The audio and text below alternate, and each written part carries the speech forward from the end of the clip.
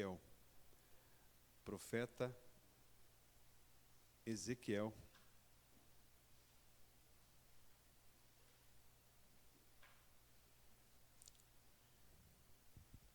Não posso deixar de também agradecer a presença aqui do seu Jailton e da dona Elza. Deus abençoe. Estão chegando lá de São Paulo, glória a Deus. Né? Eu ainda acho que vocês vão mudar de vez para cá. Né?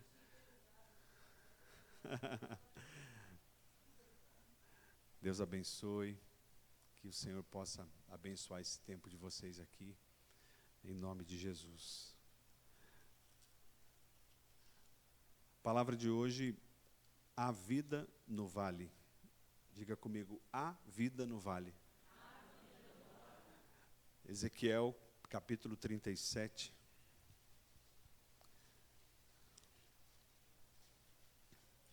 Um texto muito conhecido. Talvez você já ouviu tantas palavras sobre esse texto. A mão do Senhor estava sobre mim, e o seu espírito me levou a um vale cheio de ossos. Ele me levou de um lado para o outro, e pude ver que era enorme o número de ossos no vale, e que os ossos estavam muito secos. Ele então me perguntou: Filho do homem, estes ossos poderão tornar a viver? Eu respondi: ó soberano Senhor, só tu o sabes. Então ele me disse: profetize a estes ossos e diga-lhes: ossos secos, ouçam a palavra do Senhor. Assim diz o soberano, o Senhor, a estes ossos: farei um espírito entrar em vocês, e vocês terão vida. Porei tendões em vocês, e farei aparecer carne sobre vocês, e os cobrirei com pele. Porei um espírito em vocês, e vocês terão vida. Então vocês saberão que eu sou o Senhor. E eu profetizei conforme a ordem recebida.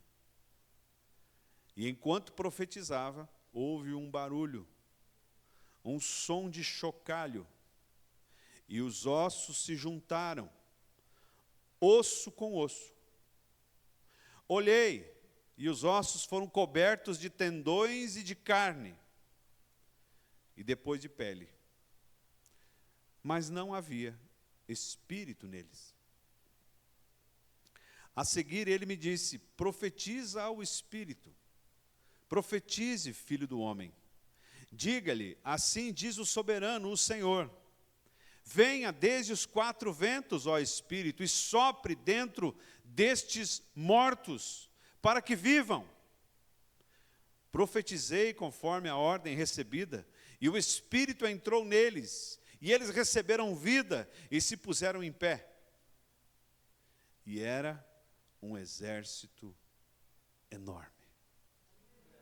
Amém? E era um exército enorme. Você pode falar comigo? E era um exército enorme. Cléo, vem aqui um pouquinho, por favor. Vem orar comigo aqui. Aleluia.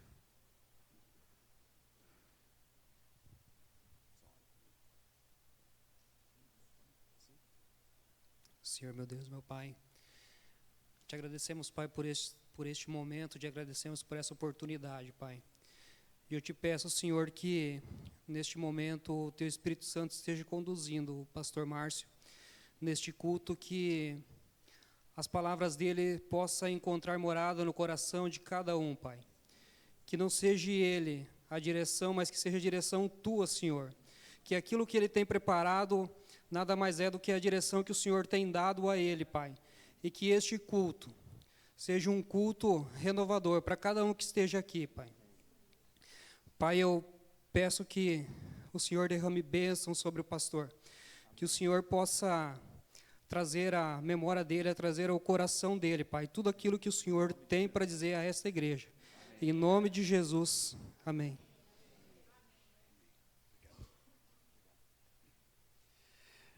Amém. Irmãos, é importante a gente entender que esse texto do Vale dos Ossos Secos, ele ocorre, esse acontecimento, esta visão, né, que Deus deu ao profeta, ele ocorre em meio ao exílio na Babilônia.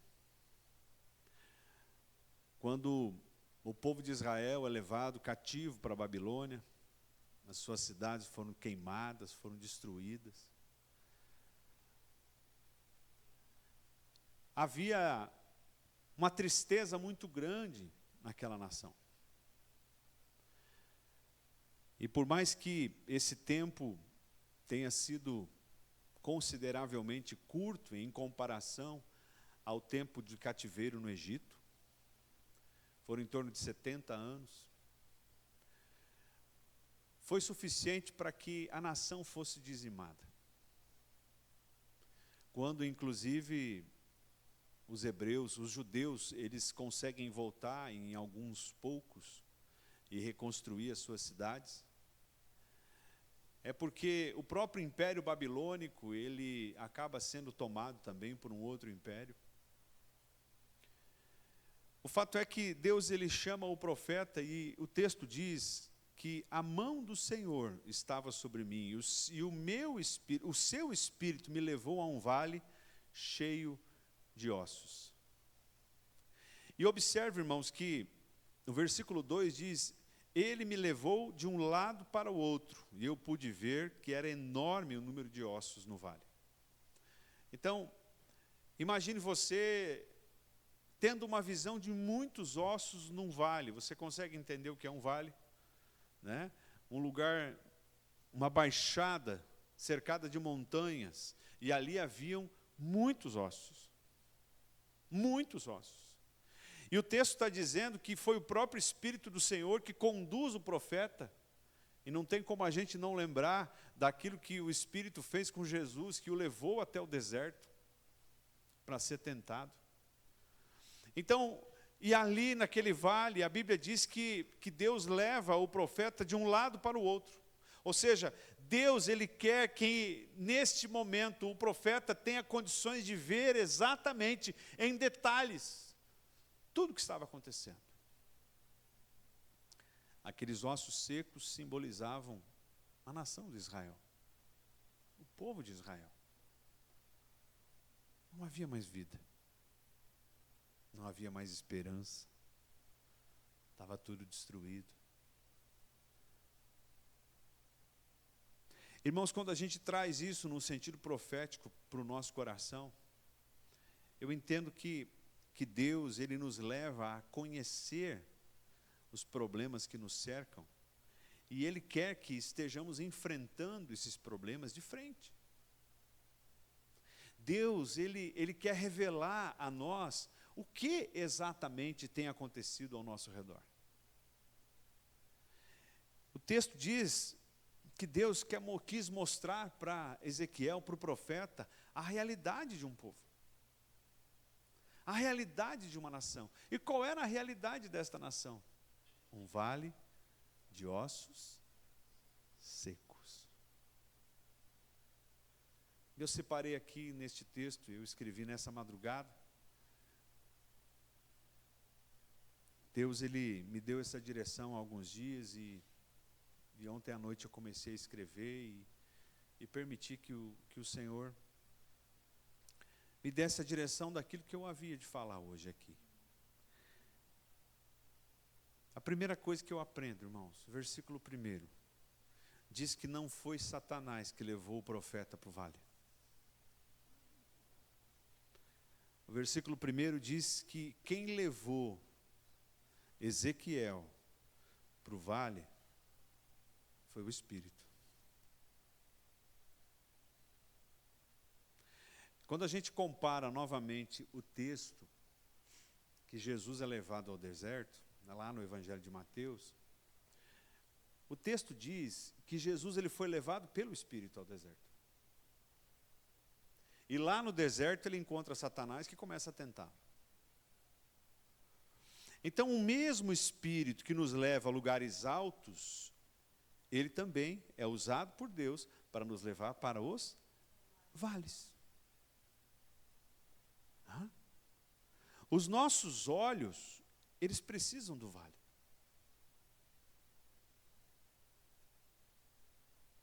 Você sabe, irmãos, que tem uma coisa que eu tenho aprendido com a minha esposa, em relação à criação de filhos. Eu sou aquele pai, mão aberta. Eu sou aquele pai que não consegue dizer não. Sou capaz de sair de madrugada para ir buscar um picolé. É verdade ou não? Mas eu também sei, como servo do Senhor,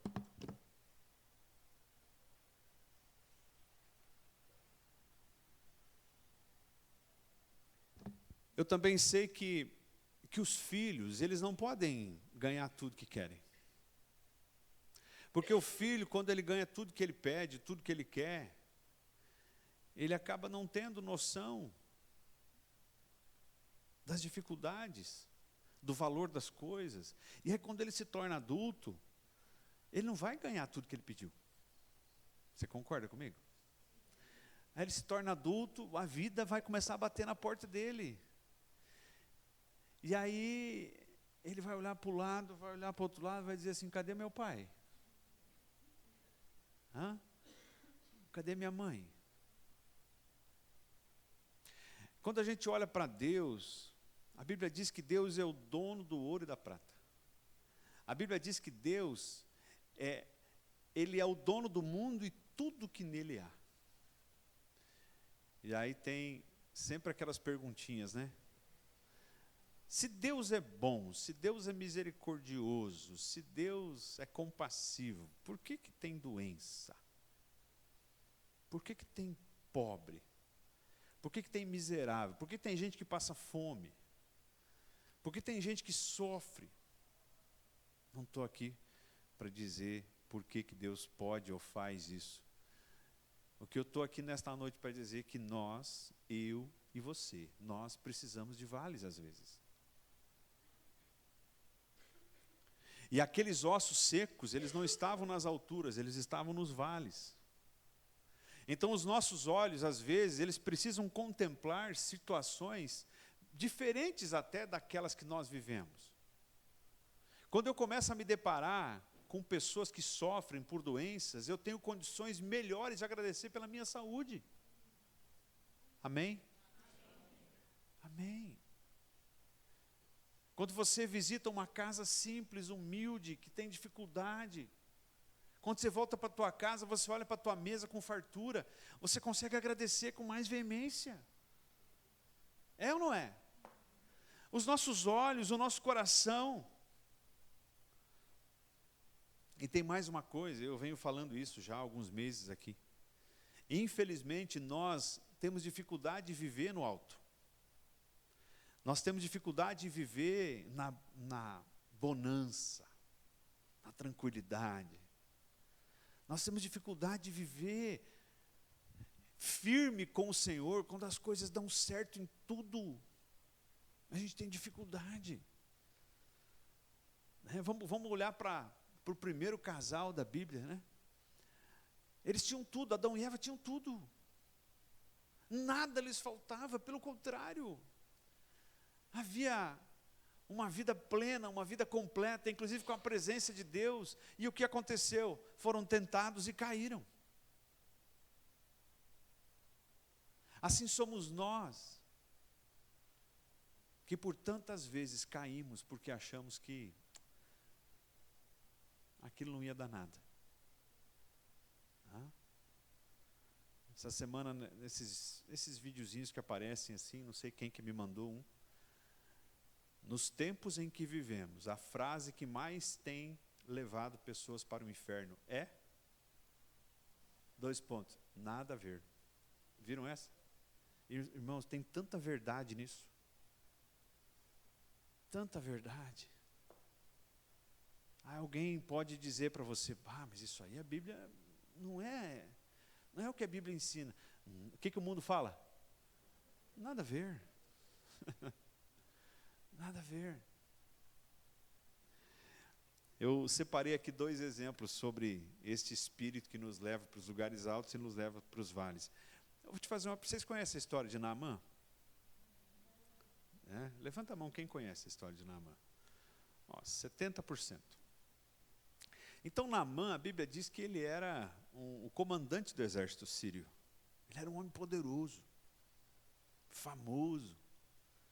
Mas a Bíblia diz que ele teve uma doença, ele teve lepra.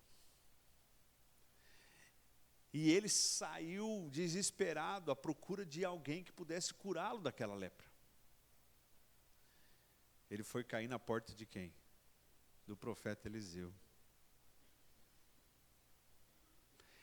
Eliseu então dá aquele recado para ele, mergulhar 7 vezes no Rio Jordão. Primeiro ele fala que não, depois os comandados dele, sugerem a ele que ele vai lá, mergulha, é curado, ele volta, Eliseu atende ele se prostra. Ele pede perdão pelas vezes que ele tem que se prostrar diante do Deus do rei da Síria. Ele pede para levar um pouco de terra de Israel. Resumindo, Naamã se converte. E eu creio, Jorge, que Naamã vai estar no céu com a gente. Pergunta: se ele não tivesse contraído a lepra, qual seria o destino da sua morada eterna? Não responda para mim, responda para você.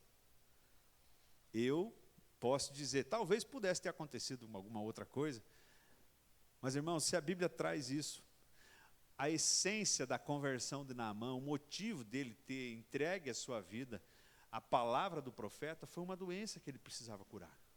Naamã estava num lugar alto ou ele estava num vale? Ele estava num vale.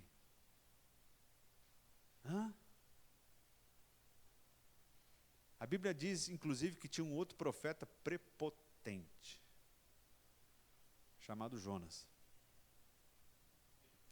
Jonas era a legítima figura da prepotência. Eu não vou lá para Nínive. Jonas quis fugir do Senhor.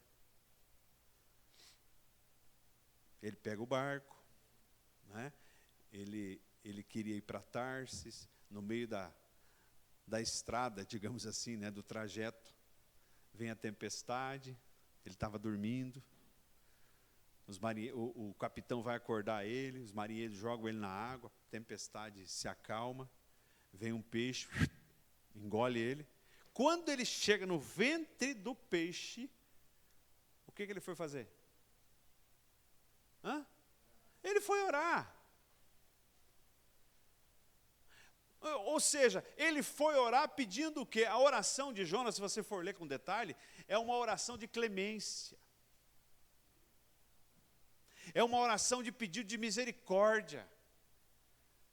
É uma oração dizendo, Senhor, eu sei que eu errei, eu sei que eu não deveria ter feito o que eu fiz, e eu te peço em nome de Jesus, não, porque ele não sabia. Mas se fosse hoje, se você tivesse essa foi podre, Se você estivesse lá no ventre do peixe hoje, você oraria, Senhor, em nome de Jesus. Em nome do Eterno.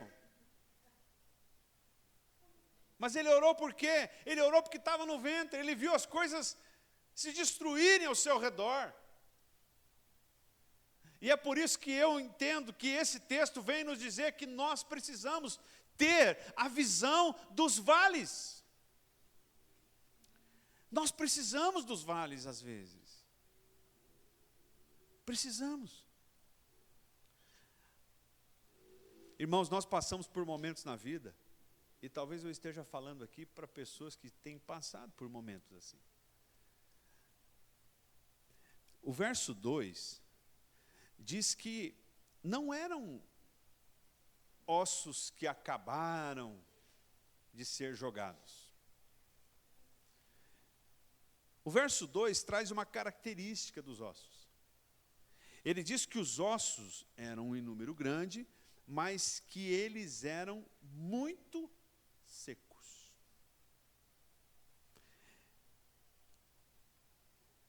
Quando você vê uma frase dessa, uma pilha de ossos muito secos,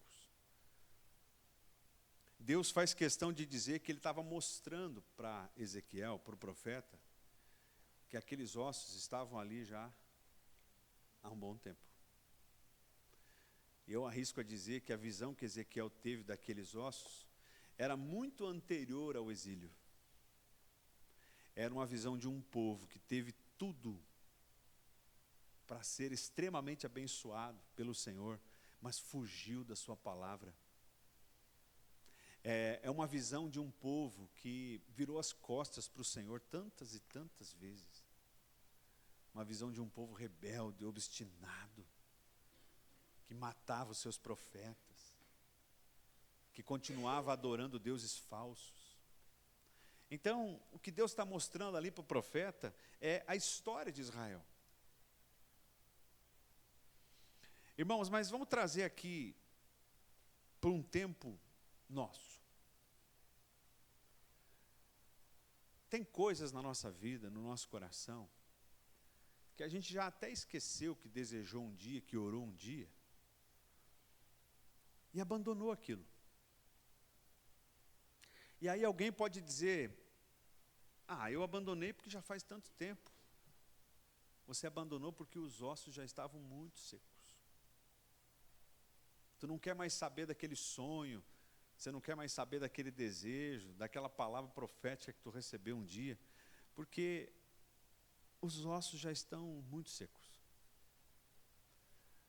Porque uma coisa é você acreditar em algo que acabou de morrer, outra coisa é você acreditar em algo que pode reviver, que morreu já há muito tempo. Um sonho de muito tempo. Antes de começar o culto, eu fui procurar um livro ali na minha estante. E num outro livro que eu encontrei, tinha um monte de papel dentro assim, né, achei que vai lembrar. Nós tínhamos em Medianeira um culto chamado Noite da Fé. E esse culto de terça-feira a gente entregava uns cartõezinhos assim. Vocês lembram? Lembra, Kika? Lembra, Everaldo? A gente entregava uns cartãozinhos, e aí eu assim, hoje não faria mais daquele modelo, né? Mas era uma bênção aquele culto. E aí você ia no culto e você orava por aqueles pedidos, e atrás do cartãozinho você escrevia quais eram os pedidos. Irmãos, eu achei um cartãozinho de 2011. Uma lista de pedidos. Tudo o que está escrito lá eu já recebi. Tudo. Posso mandar depois para vocês isso. Não eram coisas extraordinárias. Eram coisas pequenas. Inclusive tem uma frase, amor, que eu escrevi: Senhor, me dê mais um filho. 2011, a Rebeca nasceu em 2012.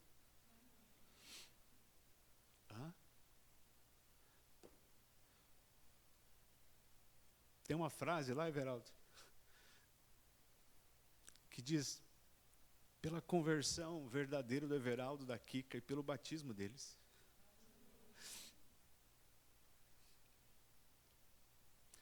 Tem coisas lá que nem eu lembrava que eu tinha pedido. Veja o quão ingrato nós somos muitas vezes. Nós oramos e Deus ele vai nos abençoando ao longo do tempo, não quando nós, porque se eu tivesse que escolher, eu ia falar: Senhor, me dê amanhã. É assim, não é? A gente vai orar e a gente quer que Deus nos dê amanhã. E tem coisa ali que eu li naquele cartão que eu nem lembrava que eu tinha pedido. Deus é bom demais, irmãos. Deus é bom demais. Só que também eu vi naquele cartão que tem tanta e tanta coisa que Ele me deu, que Ele me abençoou, justamente porque em vários momentos da vida eu estive no vale. No vale. Inclusive, falando rapidamente sobre essa questão do filho, nós já tínhamos tido a Maju, ela já estava com 4 anos, e quando ela tinha 3 anos, a gente começou a pedir ao Senhor que nos desse mais um filho. E a gente tinha passado 1 ano. Na verdade, passou 2 anos. Eu me lembro que um dia eu fui no médico e já todo preocupado, porque eu tinha um histórico, enfim. Aí o médico olhou, o doutor José Luiz, ele olhou, deu uma risadinha assim. Veja o quanto que Deus usa uma pessoa que não está aqui sentado com a gente. Ele olhou para mim e falou, era acho que mês de novembro. Ele falou, como é que você está no trabalho? Eu falei, doutor, como é que você está emocionalmente assim? Tu anda meio estressado?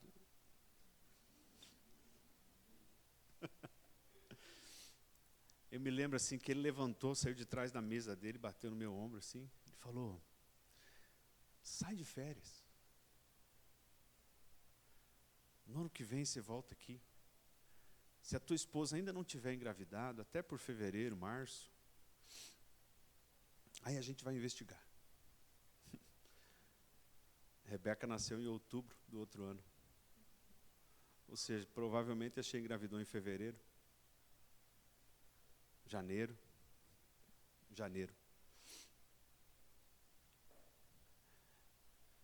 Eu estou contando isso, irmãos, porque tem coisas que Deus tem guardado para nos dar. Tem bênçãos que Ele está lá preparando para soltar.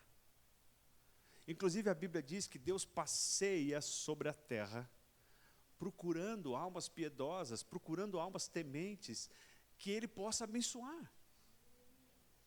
Então o que Deus espera de mim e de você? Que nós estejamos preparados para receber isso. Estejamos preparados para suportar a bênção que Ele vai nos dar. Amém? Quando Jesus chegou lá para ressuscitar Lázaro, e ele chegou na porta do túmulo, e mandou tirar a pedra. Amém? Estão comigo? Amém. Isso está lá em João 11. Ele mandou tirar a pedra, e quando ele manda tirar a pedra, vem alguém no ouvido dele e fala o quê? Senhor, já cheira mal.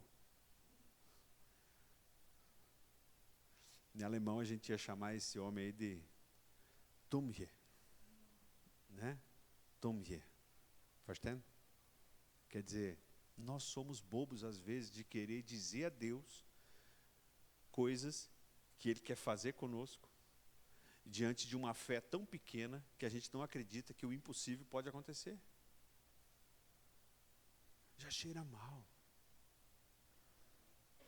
E Jesus simplesmente responde, se creres, verás a glória de Deus.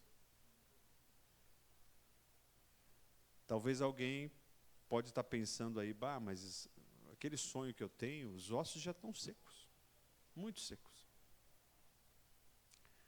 Muito secos. Tem esposa que eu estou vendo aqui, que orou por muitos anos pelo marido.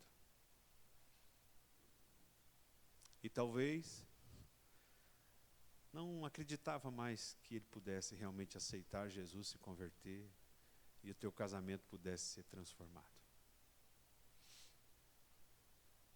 Talvez você, um dia, olhou para o teu marido e viu ossos secos. E não secos recentes, mas muito secos.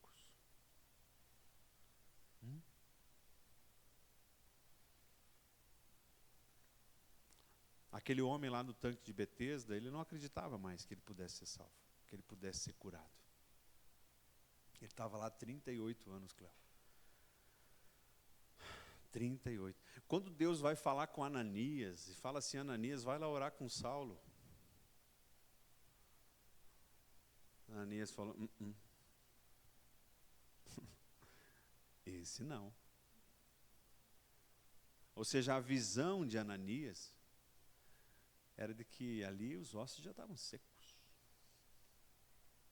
Não, ali não pode ter vida mais. Esse não, Senhor, disse Ananias. Irmãos, como nós demoramos a entender as coisas do alto. Domingo passado, quando a gente falava aqui de Zaqueu, né? Zaqueu tinha tudo para estar no inferno.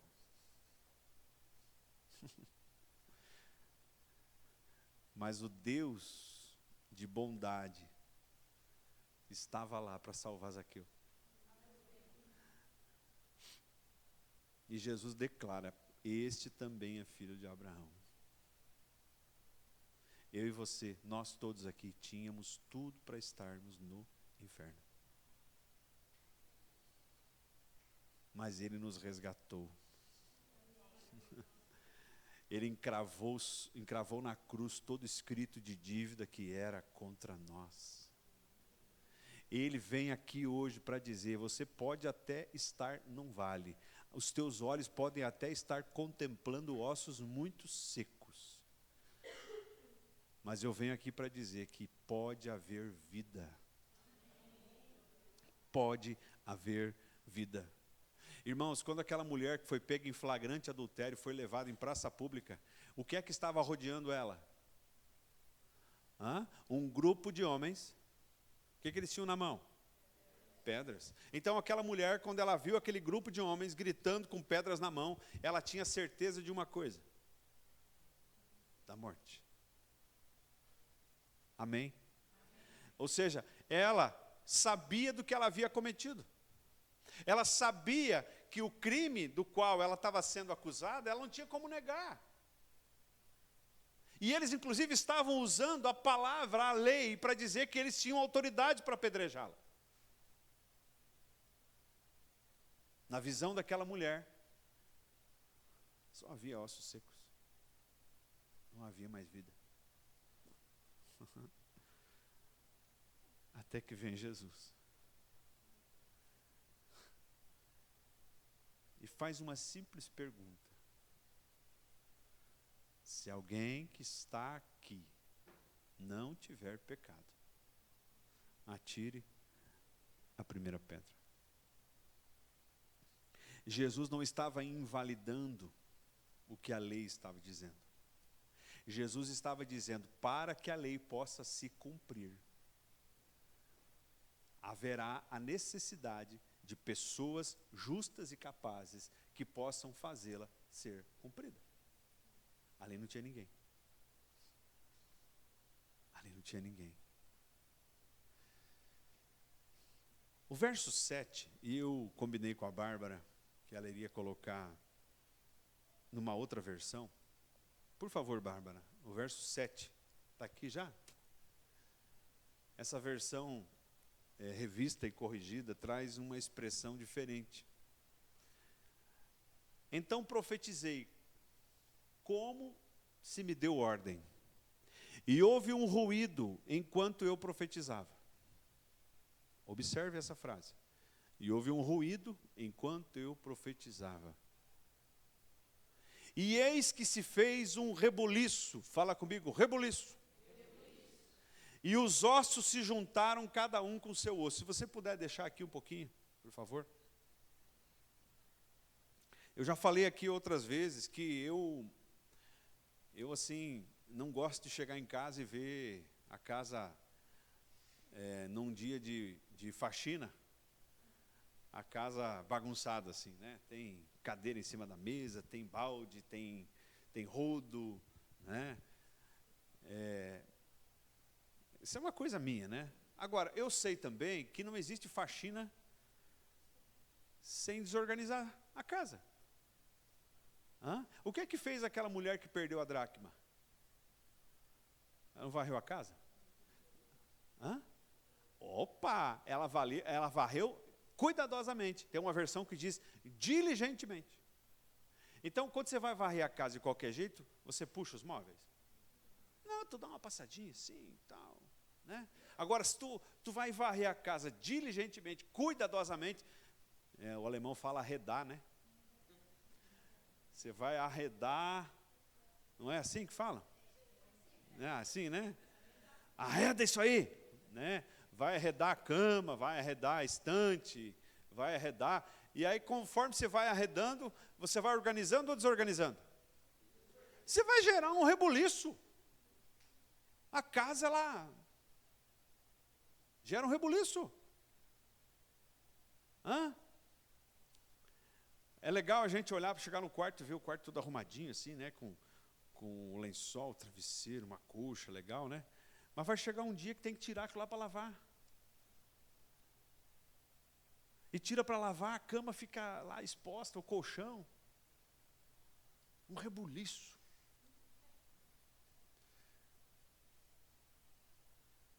Aprenda comigo. A desorganização da nossa vida faz parte do processo de organização. Houve um rebuliço quando? Depois da profecia. Houve um barulho depois da profecia. Para que cada osso reencontre o seu lugar, o barulho e o rebuliço são inevitáveis. O que aconteceu com você na tua vida depois que você descobriu quem era você? O filho pródigo saiu de casa, foi lá, festa, dinheiro no bolso, tudo certo, amigo, aí acabou o dinheiro. Ou seja, até ali não tinha rebuliço na vida dele. Estava tudo certo. Acabou o dinheiro, a Bíblia diz que ele caiu em si. O que eu fui fazer? Ele teve que voltar para casa. Ele teve que olhar no olho do pai. Ele teve que encarar o irmão.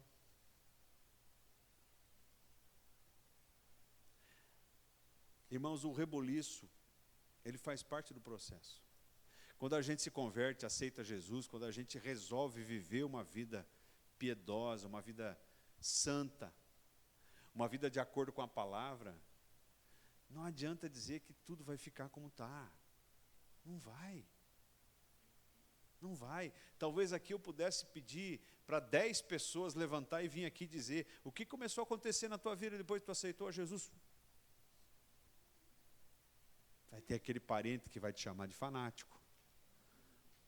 Tem gente que perde o emprego. Tem ou não tem? Tem.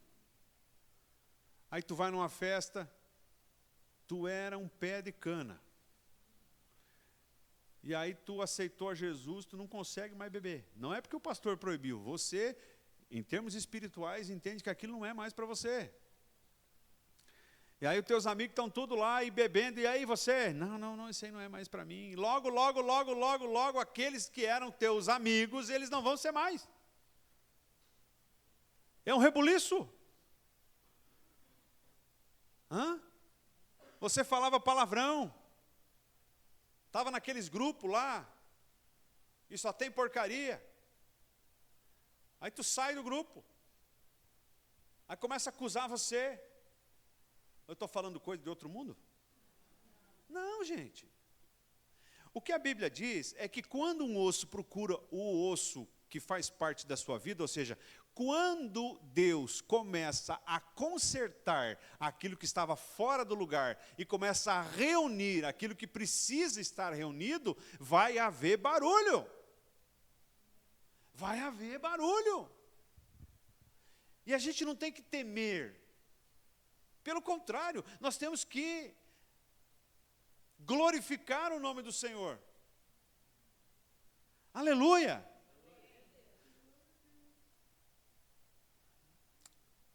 Aleluia. Muitos de nós, irmãos, se converte porque um dia as coisas se desorganizaram na nossa vida. A grande maioria daqueles que foram para Jesus não foram pelo amor, mas foram por um problema, por uma dificuldade, por um vazio. E infelizmente, aqueles que esfriam para que voltem a serem quentes, eles precisam ser confrontados no vale.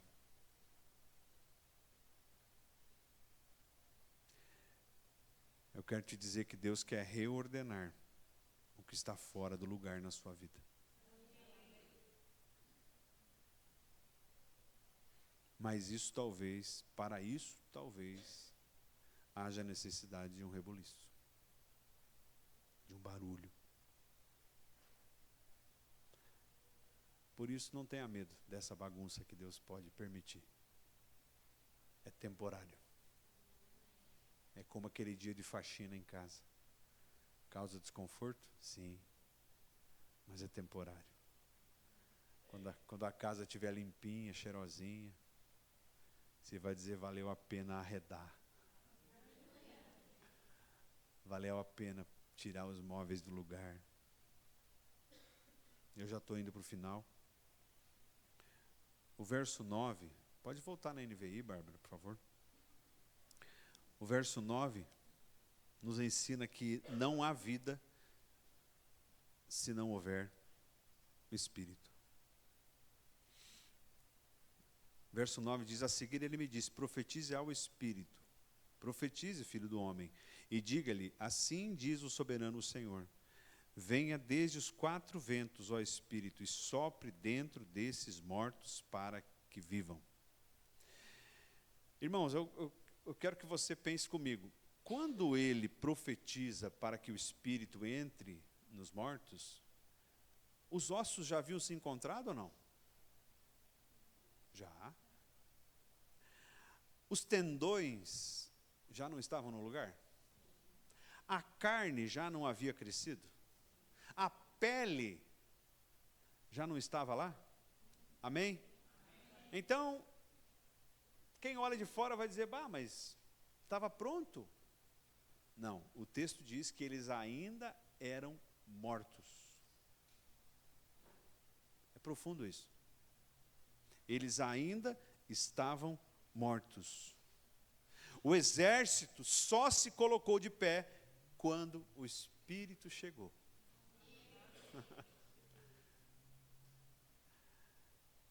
Cuidado, irmãos, com aquilo que reviveu na tua vida,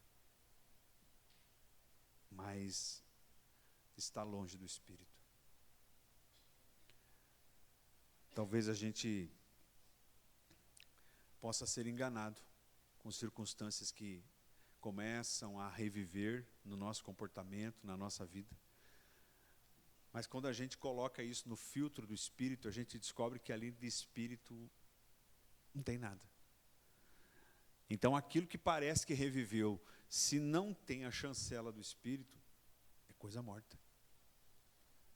É coisa morta. E aqui, irmãos, eu quero lembrar que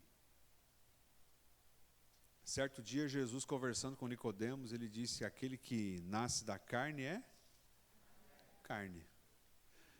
Aquele que nasce do Espírito é Espírito. Isso nos leva a entender que a gente tem que aprender a pensar nas coisas do alto, nas coisas que são espirituais. Colossenses capítulo 3, pode colocar, por favor, Bárbara? Colossenses 3, verso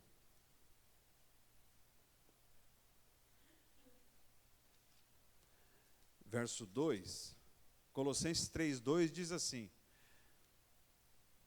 mantenha o pensamento nas coisas do alto e não nas coisas terrenas. Sabe como é que a gente pode resumir isso? Paulo está dizendo, mantenham o pensamento naquilo que é espiritual. E não naquilo que é da terra, daquilo que é do mundo, daquilo que passa. E, por outro lado, tem uma síndrome que ataca a vida dos crentes, Não todos. Mas tem uma coisa que acaba tomando conta da igreja, muitas vezes, que é a necessidade de espiritualizar tudo. Lamsa. Nem tudo a gente precisa espiritualizar. Eu estou me lembrando agora, há muitos anos atrás, eu fui chamado por uma família. A mãe chamou para ir orar numa casa. E ela disse, pastor, tem um acontecimento espiritual lá em casa, o senhor precisa ir lá. Eu falei, tá bom. O que eu pensei? Manifestou um demônio, estão tendo visões, barulho de noite, vulto, né? É isso que eu imaginei. Eu cheguei lá, falei, e aí, irmã, a senhora pode me contar então? Vem aqui, pastor. Aí me levou num quarto e mostrou em cima assim da parede, tinha uma mancha de mofo. Falei, e aí? Olha isso. Falei, irmã, sabe o que é isso? É mofo. Sim, ela falou, eu sei que é mofo. Mas sabe por que tem esse mofo aí? Pois é, por isso que eu chamei o senhor aqui. Eu falei, irmã, a senhora tem que permitir que o quarto seja melhor refrigerado. Deve ter uma infiltração na parede. Mas o que eu tenho que fazer? Eu falei, a senhora pega um balde. Falei isso. Um pano. E limpa. E se acontecer de novo? Se acontecer de novo, a senhora tem que ver se está dando infiltração. Tá, mas isso aí não é espiritual. Aí eu sentei com ela, falei, irmã, assim, ó. Obviamente que se eu chego aqui na tua casa é um lixo. Independentemente do nível de renda. Sujeira em casa. Lixo acumulado. Pessoas que não se importam em limpar o ambiente que vivem. Opa! Isso pode levar a gente a entender que existe ali um espírito que está agindo naquela casa, naquela família. Agora, você achar que um mofo no quarto é espiritual, irmã, descansa. Irmãos, nunca mais ela me chamou. Ela deve ter arrumado a infiltração. Então, quando Paulo está dizendo, pense nas coisas do alto, ele está dizendo que eu preciso espiritualizar tudo? Não. Agora, eu preciso entender que eu sou corpo, alma e espírito. E quando eu me converto, conforme João 3, eu tenho um corpo, e neste corpo habita uma alma, sim, mas em termos de criatura, eu não sou mais corpo e eu não sou mais alma, eu sou espírito. Então eu tenho uma alma que habita num corpo, mas eu sou espírito. Então isso tem que ficar claro. Quando Paulo fala, orem sem cessar, ele está falando de coisas carnais ou espirituais? Espirituais. Então, mas isso é diferente de espiritualizar tudo. Daqui a pouco vão dizer, vocês já devem ter percebido que eu gosto muito de roupa preta, né? Alguém pode dizer assim, o pastor lá deve ter uma coisa escondida.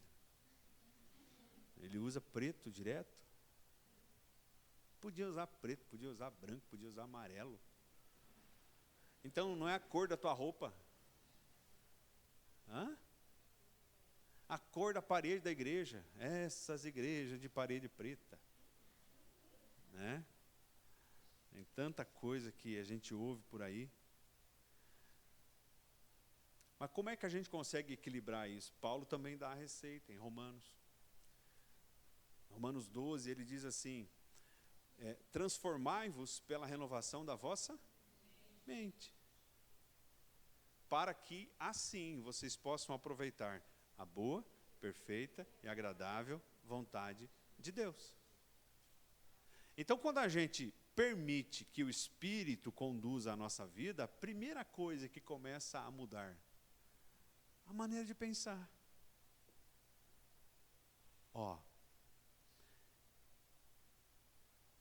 É verdade ou não é que a grande maioria de nós, lá atrás, achava esse povo crente tudo chato? Hã? Se você nasceu na igreja, sempre foi cristão, amém, glória a Deus. Mas talvez você vai lembrar de alguém que jamais imaginou estar numa igreja evangélica. Sim ou não? Sim. E aí você teve uma experiência. Aí você ouviu uma palavra, Deus falou contigo, você teve uma experiência. Aí quando você teve a tua experiência, você começou a pensar diferente. Então aquilo que tu achava que era radicalismo, tu começa a perceber, não. Isso aí é palavra. Aquilo que tu achava que era o pastor que mandava, tu começa a perceber, não é o pastor que está mandando, é o Espírito que está mandando. Aquilo que tu achava que era exagero, agora tu diz, não é exagero mais. É por quê? Porque a nossa mente, ela foi mudada. O nosso pensamento, ele é mudado.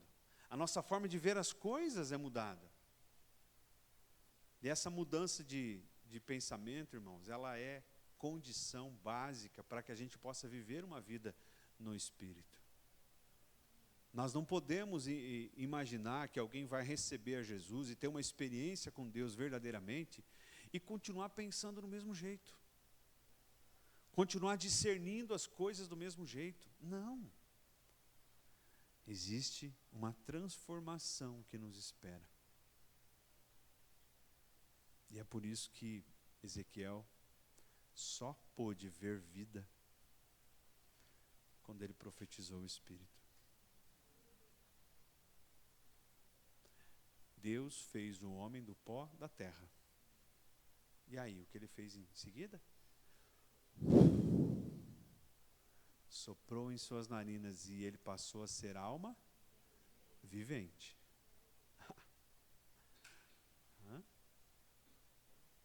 Jesus, ele diz assim, no Evangelho de João, capítulo 14. Eu sou Eu sou o caminho, Opa, então quem que é a vida?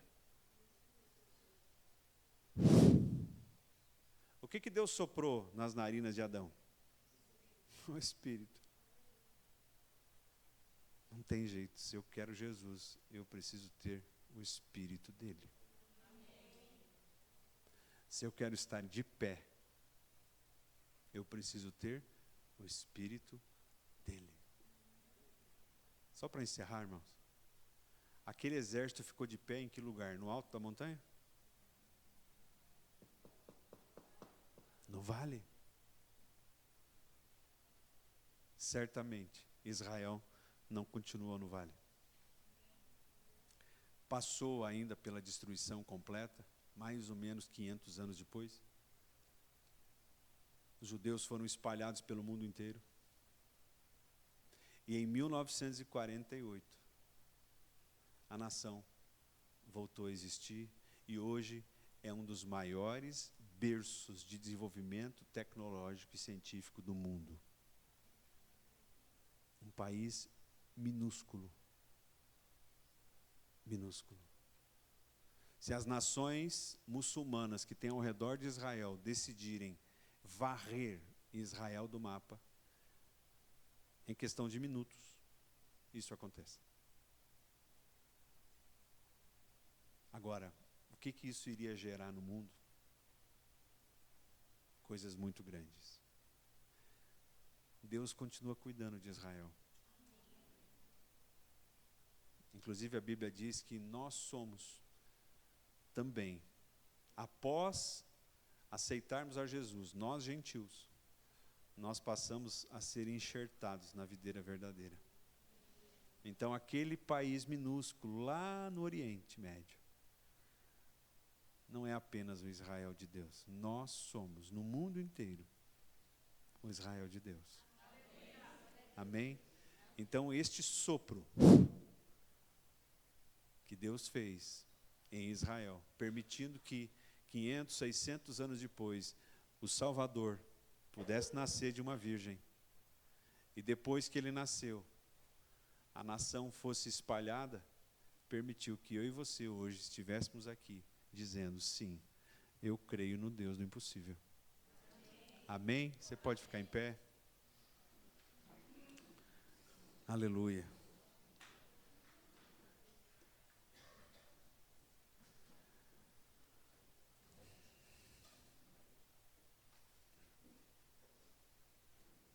Tem alguma coisa na vida que tem te deixado prostrado?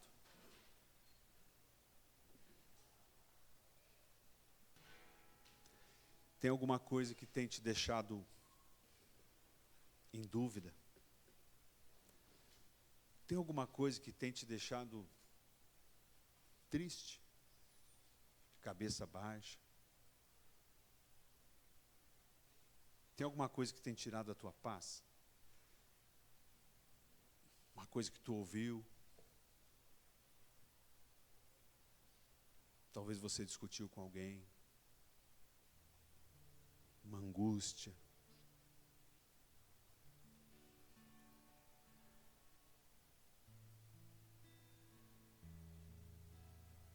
Da mesma maneira que Ezequiel viu aquele monte de ossos secos, da mesma maneira, só o Espírito pode nos colocar de pé novamente. É o Espírito que nos ajuda a perdoar. É o Espírito que nos convence nos momentos que a gente tem que recuar. É o Espírito que nos dá força para assumirmos uma posição de que nem sempre eu devo correr atrás da razão, mas eu devo correr atrás da paz. É o Espírito que permitiu que talvez nós estivéssemos num vale, ou hoje, ou em algum dia.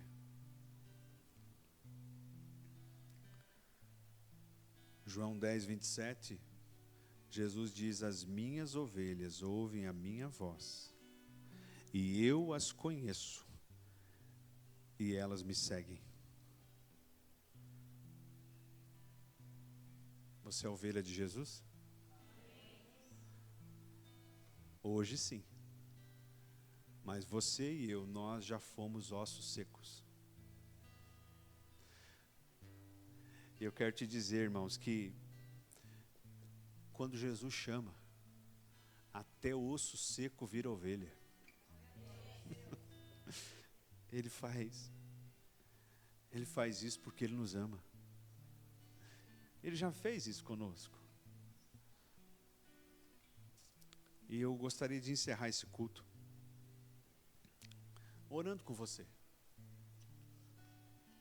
Orando por você, principalmente, que tem passado por vales. Ou você que talvez tenha passado por circunstâncias que acha que não tem mais jeito.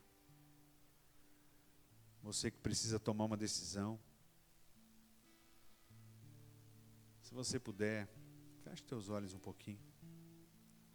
Reflita em tudo isso que você ouviu.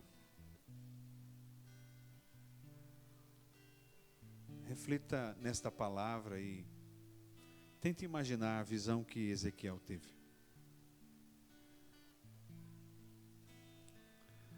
O que está sequíssimo na sua vida? Seus sonhos, seus hábitos, seu casamento, sua relação com seus filhos, com seus pais, seu trabalho, sua saúde, sua fé, sua esperança, seu ministério.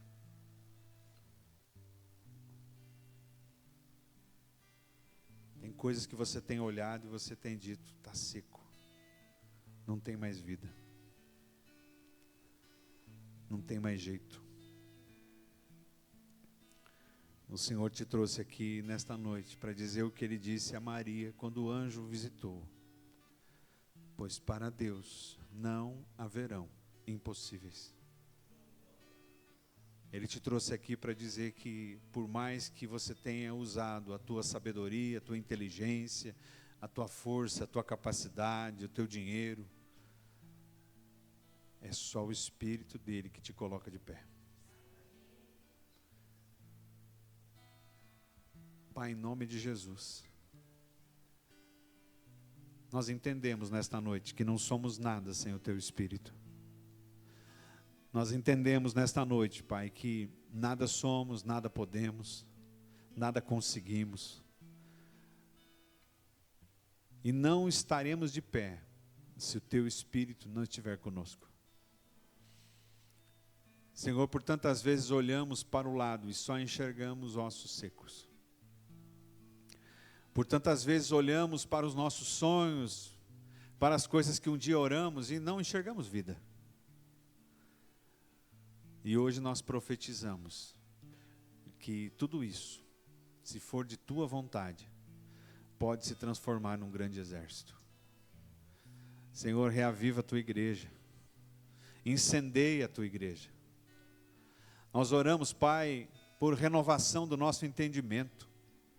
Oramos, Senhor, pela capacidade de entender e ouvir a tua voz e entender, Pai, a tua direção. Senhor, capacita, Senhor, pais, mães, para cuidar dos filhos. Senhor, dirige os nossos passos, nossos pensamentos. Transforma, Senhor, aquilo que é vale de ossos secos, um exército numeroso, no nome de Jesus. Amém. Amém. Quanto que o Evandro, Ministério de Louvor,